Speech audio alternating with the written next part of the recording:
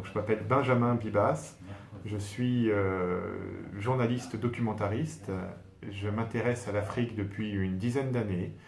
J'ai commencé à travailler sur l'Afrique au début des années 2000, parce que je ne m'intéressais pas spécifiquement à ce continent, mais je m'intéressais notamment à la justice pénale internationale, qui a pour vocation de statuer sur les violations graves des droits humains, génocide, crimes contre l'humanité, crimes de guerre.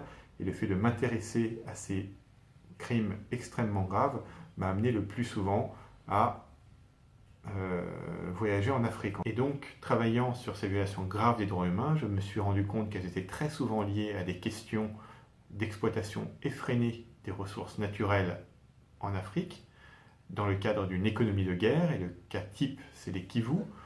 Qu'appelle-t-on une économie de guerre? C'est une guerre qui perdure non pas parce que les belligérants ont envie de la gagner et sont de force égale et du coup personne ne gagne. C'est une guerre qui perdure parce que les belligérants ont un intérêt économique à la faire perdurer, parce qu'ils s'enrichissent énormément en prélevant des ressources sur un territoire qu'ils contrôlent dans le cadre de ce conflit. Voilà. Alors, tirer la conclusion que les violations graves des droits humains en Afrique sont très souvent liées à l'exploitation des ressources naturelles, ça amène évidemment à me positionner sur une réflexion qui est pourquoi il y a une telle pression sur les ressources naturelles en Afrique, pourquoi cette pression est-elle aussi violente, et du coup, je ne peux réfléchir que d'un point de vue environnemental et écologiste sur la situation de l'Afrique actuelle, et tout ça m'a amené ensuite à essayer de développer une réflexion sur le rôle de l'Afrique dans l'économie mondialisée. À mon avis, dans l'angle mort de beaucoup de gens, ce rôle est tout à fait central, puisque les ressources africaines, les ressources naturelles africaines, qu'elles soient d'ordre extractives ou alors moins extractives, reproductives, comme les ressources agricoles par exemple, sont aujourd'hui extrêmement convoitées par les deux grands moteurs de l'économie mondiale que sont l'Occident et l'Asie. Voilà. Faisant ça, je suis désolé pour cette introduction un peu longue, mais ça vous explique comment et pourquoi je me suis, en tant que militant écologiste, puisque je suis chez les Verts depuis 2002, pourquoi j'ai pris la responsabilité du groupe Afrique de la Commission transnationale d'Europe Écologie Les Verts à partir de 2010, qui a duré pendant 5 ans. J'ai quitté cette fonction il y a 2 mois. J'ai quitté, quelqu'un m'a succédé, je continue à être dans le bureau de ce groupe Afrique et de la Commission transnationale. Quitter ce bureau m'a permis aussi de prendre un peu de recul et de réfléchir davantage aussi sur le fond, et donc de préparer quelques semaines avant le début de la COP21 à Paris, de préparer une note de travail que je vous présente ici, qui s'appelle COP21, réparer l'injustice climatique en Afrique, qui a été rédigée sur la base de 6 grands entretiens avec 6 figures de l'écologie africaine, que sont Aïssatou Diouf, chargée de plaidoyer climat à l'ONG ENDA, basée à Dakar, Ousmane Barké Diallo, paysan malien, membre de la CNOP, la Confédération nationale des organisations paysannes au Mali, Mildred Barassa, secrétaire générale de l'African Network of Environmental Journalists, basée à Nairobi, Kenya. Il y a également Raimundo Elansang, ancien ingénieur pétrolier, qui est aujourd'hui opposant, réfugié politique en France, secrétaire général de la CORED, la Coalition pour la restauration de l'État démocratique en Guinée équatoriale.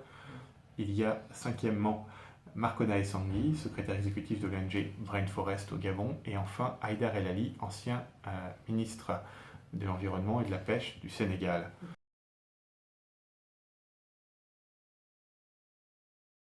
La COP21 a été extrêmement bien organisée par le gouvernement français, qui a concentré beaucoup d'énergie dans la réussite de cet événement, qui n'était pas facile à organiser, puisque la dernière grande réunion sur le climat avait eu lieu en 2009 à Copenhague, que ça avait été un échec, que peu de pays s'étaient portés volontaires pour cette conférence de relance des négociations climat après l'échec de Copenhague, que la France s'est portée volontaire, qu'elle a mis tout son savoir-faire diplomatique au service de cet événement, que les négociations ont été particulièrement bien menées, les négociations climat les mieux menées que j'ai vues depuis 20 ans, a dit l'ancien vice-président Al Gore, qui s'y connaît un peu en matière de climat quand même. Et ça s'est traduit par le fait que les chefs d'État étaient là, non pas à la fin, mais au début, que les ministres ont été appelés dès le début de la deuxième semaine de négociation et que de nombreux chefs d'État étaient là aussi à la fin. Et à la fin, on a donc un accord consensuel validé par 195 États qui, pour la première fois, donne un objectif de réduction des émissions de gaz à effet de serre, non pas inférieur à 2 degrés, comme on pensait que on pourrait peut-être y arriver au début de la COP, mais si possible, enfin, mais bien en dessous de 2 degrés, et si possible inférieur à 1,5 degré, ce qui était proprement inespéré. Et je sais bien qu'à ce stade, rien n'est contraignant, et que les pays ont largement toute latitude pour ne pas respecter leur trajectoire qu'ils définissent eux-mêmes désormais maintenant de baisse des émissions de gaz à effet de serre pour atteindre cet objectif commun de 1,5 degré. Toutefois, un processus vertueux est enclenché, très vertueux même, puisque si cet objectif de 1,5 degré qui est officiellement proclamé est atteint, cela signifie la marginalisation à moyen terme des énergies fossiles de la planète, et pour l'Afrique, ce résultat est très important. Parce que 2 degrés à l'échelle mondiale de réchauffement, ça signifiait 3 degrés en moyenne à l'échelle du continent africain, avec des régions encore plus menacées d'un réchauffement de 4 degrés, voire 5 degrés, comme le Sahel, ou en gros toute l'Afrique équatoriale, la région du bassin du Congo. La vie, à ce stade, serait devenue impossible. On aurait eu des dizaines de milliers, des centaines de milliers, peut-être des millions de morts, ou en tout cas, sans aucun doute, des centaines, des millions de déplacés environnementaux. Là, on est quand même sur la trajectoire pour essayer de les éviter. C'est une trajectoire qui est proclamée et assumée mondialement. Je trouve que c'est un grand résultat, qui bien sûr est très insuffisant, mais c'est quand même un grand résultat.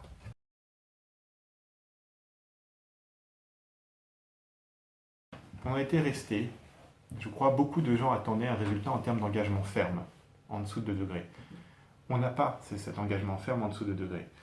Mais parce que la méthode de négociation a changé. Depuis la COP 20 de Lima, on n'oblige plus les pays à tenir des réductions de gaz à effet de serre, d'émissions de gaz à effet de serre, qui seraient définies de l'extérieur en leur demandant de s'y tenir. On leur demande de définir eux-mêmes leur propre trajectoire de réduction d'émissions de gaz à effet de serre. Et ce qu'on regarde ensuite, c'est l'agrégation de ces trajectoires pour voir quel résultat global cela produit et comment est-ce qu'on peut conjointement réussir à baisser le niveau global d'émissions atteint comme ça. Et cette méthode de négociation, qui a été surtout pilotée par l'équipe de négociation péruvienne à Lima et reprise par la France, conjointement par la France à Paris, a porté ses fruits. On n'avait pas d'accord à Copenhague, on en a aujourd'hui. C'est un résultat très important. Étant engagé en écologie politique depuis une douzaine d'années, je crois profondément à la valeur du résultat produit par la négociation institutionnelle. Et je crois profondément que le résultat des négociations institutionnelles est très insuffisant. En général, je pense que la société évolue sous l'action de multiples leviers. Il y a le levier institutionnel, au sein desquels les écologistes participent autant qu'ils le peuvent. Il y a le levier du mouvement social, de l'action de la société civile, auquel les écologistes participent plus encore peut-être, parce que c'est leur ADN, c'est leur raison d'être au départ. Moi, je fais de l'écologie politique, j'essaie de faire en sorte qu'on soit le plus présent possible dans les institutions aussi pour faire bouger les choses de l'intérieur également.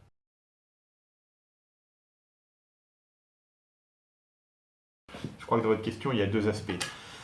Il y a d'une part, oui, il faudrait obliger certains gouvernements à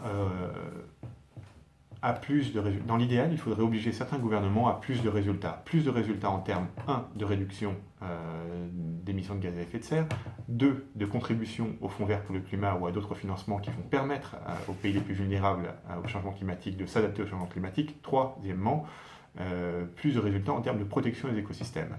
Alors, pour les 2 premiers volets, moins d'émissions de gaz à effet de serre et plus de financement pour le Fonds vert pour le climat, en gros, évidemment, les pays du Nord, les pays industrialisés, sont les premiers responsables des émissions historiques de gaz à effet de serre. Encore aujourd'hui, ils sont parmi les principaux pollueurs, et donc ils devraient considérablement réduire leurs émissions et ils devraient payer autant que possible pour atteindre le fameux chiffre des 100 milliards de dollars par an à partir de 2020 pour financer l'adaptation dans les pays les plus vulnérables au changement climatique, notamment en Afrique. C'est vrai, ils devraient le faire. Beaucoup de gens poussent pour ça. Nous, les écologistes, on pousse pour ça. Il faut, voilà. Mais la méthode de négociation qui est choisie et qui marche, alors que la précédente ne marchait pas, fait qu'on ne peut pas les obliger. Donc, on peut continuer à les encourager à le faire. Concernant la protection des écosystèmes, les écosystèmes ne sont pas si mal protégés que ça dans les pays du Nord, finalement. Bien sûr, il y a beaucoup d'abus à tout point de vue, et moi, ce qui me préoccupe particulièrement, y compris du point de vue du climat d'ailleurs, c'est l'état des océans dans le Nord, qui se vident. Et comme ils sont déjà vides dans le Nord, et du coup, les pays du Nord vont pêcher dans les pays du Sud maintenant, dans les mers du Sud. Et ça a un impact climatique important, puisque l'océan, finalement, est un puits de carbone. L'océan va absorber 75% du CO2 qui est émis. Si nos océans se meurent, on ne va pas absorber tout le CO2 qui va continuer à être émis encore pendant des décennies, même si à moyen terme, les énergies fossiles risquent d'être marginalisées.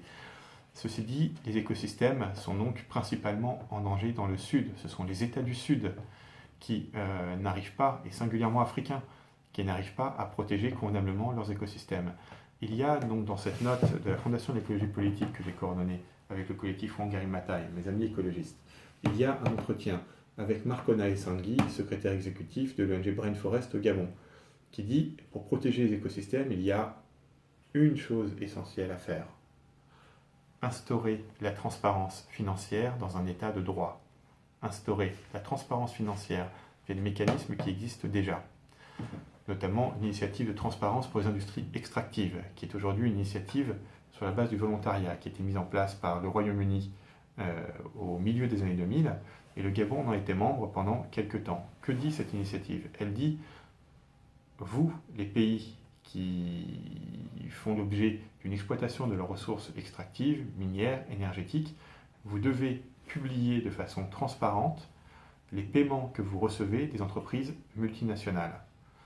Si vous le faites, on verra, on pourra recouper avec la comptabilité des entreprises multinationales pour voir si ces paiements sont allés soit à l'État, ce qui peut être légal, soit dans les poches de dirigeants, ce qui l'est beaucoup moins.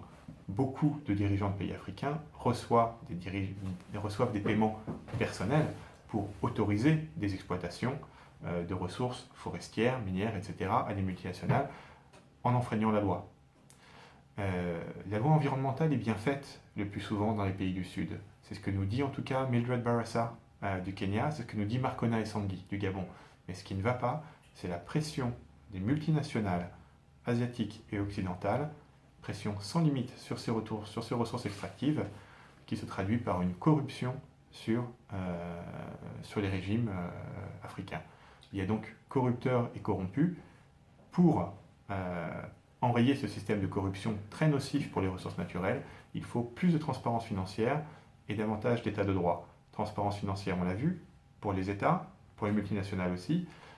Les multinationales, par exemple, pourraient être obligées également, comme le font déjà certaines lois nationales des pays dont sont issues les multinationales, comme aux États-Unis, la loi Dodd-Frank, qui date de 2010, qui a été votée pour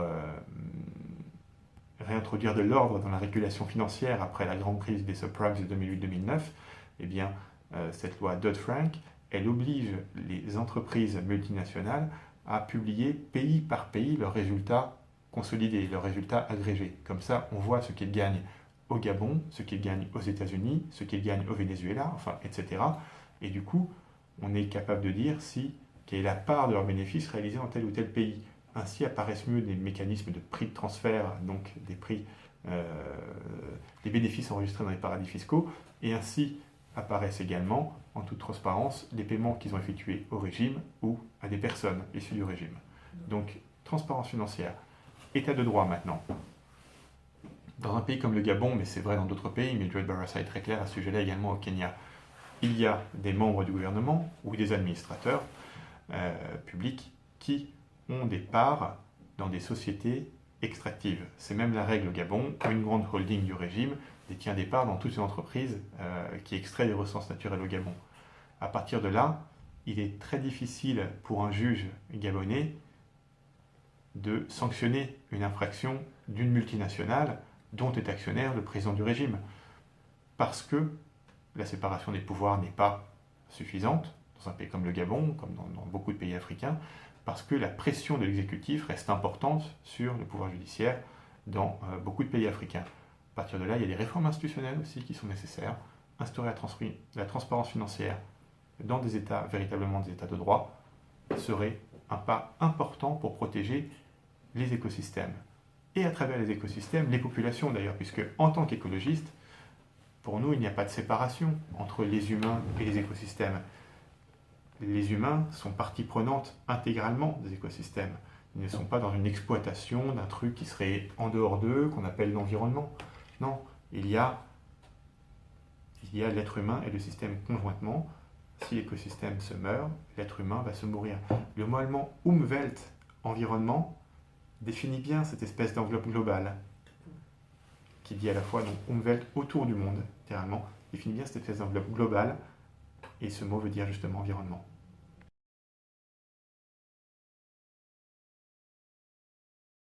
Je n'en sais rien, j'ai envie de répondre le moins possible. Alors, l'accord de la COP21 est remarquable, je le salue pleinement.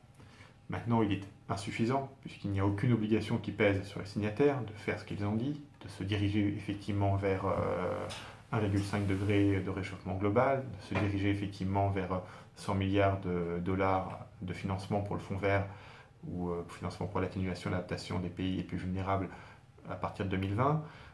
Et puis, autre insuffisance de cet accord, la conférence de révision de bilan est prévue pour 2023. C'est dans 8 ans. C'est long. Les émissions globales de gaz à effet de serre continuent d'augmenter. Et on sait qu'il y a une inertie en plus. Si on arrête d'émettre totalement du gaz à effet de serre aujourd'hui, la température va continuer à augmenter parce qu'il y a une inertie du carbone stocké dans l'atmosphère et qui continue de réchauffer en fait l'atmosphère parce que, notamment du fait de mécanismes liés aux océans, aux eaux profondes qui elles se réchauffent. Alors, il y a urgence. Il y a plus que jamais urgence, et en même temps, il y a plus que jamais prise de conscience de la communauté internationale. Je veux croire que la communauté internationale sera capable de réagir avant qu'une catastrophe majeure rende tous ces pourparlers pacifiques, et c'est une grande chance, tous ces pourparlers pacifiques inutiles, et qu'une catastrophe majeure vienne causer des millions, des dizaines de millions de morts, et des très grandes tensions, pour le dire à moins, liées à des migrations forcées de dizaines de millions de personnes. Et je veux croire qu'on n'en arrivera pas là. Malheureusement, je n'en suis pas certain.